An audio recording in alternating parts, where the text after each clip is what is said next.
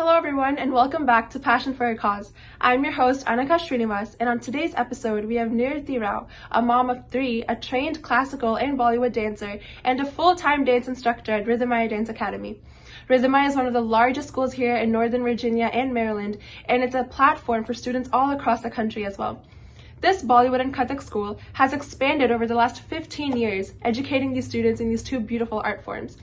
So stay tuned to find out how Nirathi and her dance school were able to adapt their instruction to the COVID-19 pandemic regulations and continue to donate to different causes and advocate for causes by turning their dance school into a fundraising hub. So welcome to the show, Nirathi. We're so excited to have you on. And very briefly, what does Rhythmaya mean to you, and what do you hope that your students and instructors take away from being part of this huge platform in school?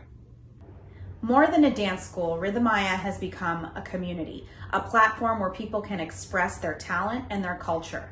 The instructors and students are all like family. We've been together the last 15 years. We even have a graduating class of 10 seniors. It's going to be so hard to say goodbye, but we hope they carry a legacy forward, and that is to always come together and celebrate your culture. Yes, I hope so too, and that's honestly so amazing to hear. And COVID really did turn our plans around, and although it may seem like many businesses lost in this battle, many creative companies like Rhythmaya were able to power through, and they came out with more creative ideas and more opportunities.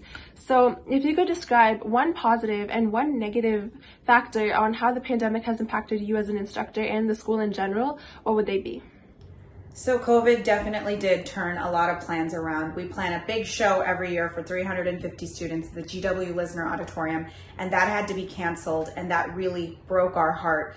But last March, everyone just started positively turning around. We were one of the luckier businesses. All of our employees are pretty much contractors, and they do this part-time. So we all luckily had other incomes coming in, so we were able to put more energy into how do we continue dancing. We finally got our virtual online system off the ground. We've been trying to do that for years, and the pandemic forced us to do that. And we learned to come together online and outdoors, and I just loved the different ideas the team gave me. Where would we be without teamwork? Of course, and the pandemic definitely forced us to take steps that we would have taken too long to do otherwise. So I'm glad that your school was able to bond more and become stronger as a team.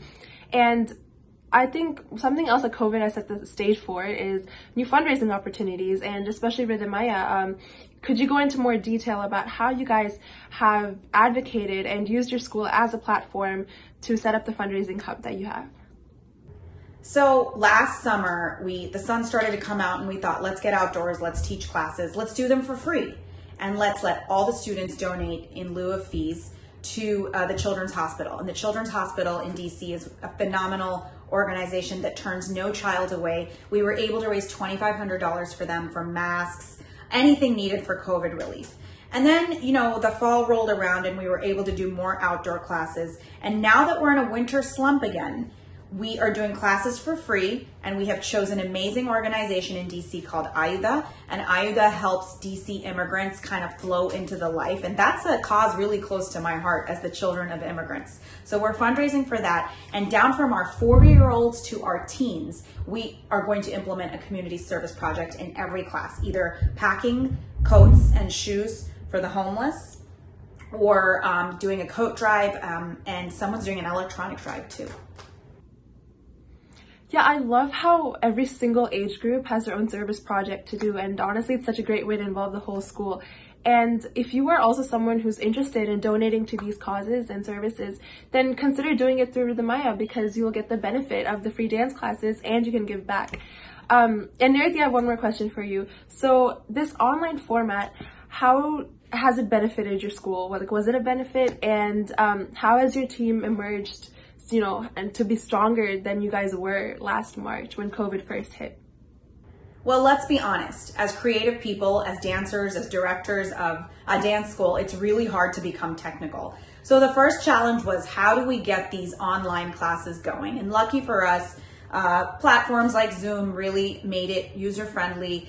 We just had to, get through a ton of technical glitches with our tech team, which are our husbands, and they helped us a lot. And I'm actually proud of myself for getting that online thing going.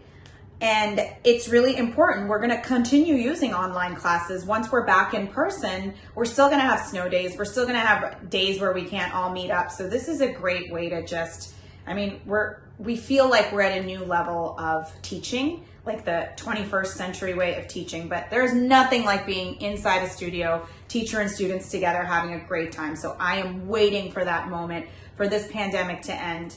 Thank you so much for this opportunity, Anagha. I love that we can talk about Rhythmaya here. Of course, and thank you so much for coming on the show. It was an honor to have you. And honestly, I feel like we all learned so much more about Rhythmaya and how they're growing through these difficult times. And I know I did for sure.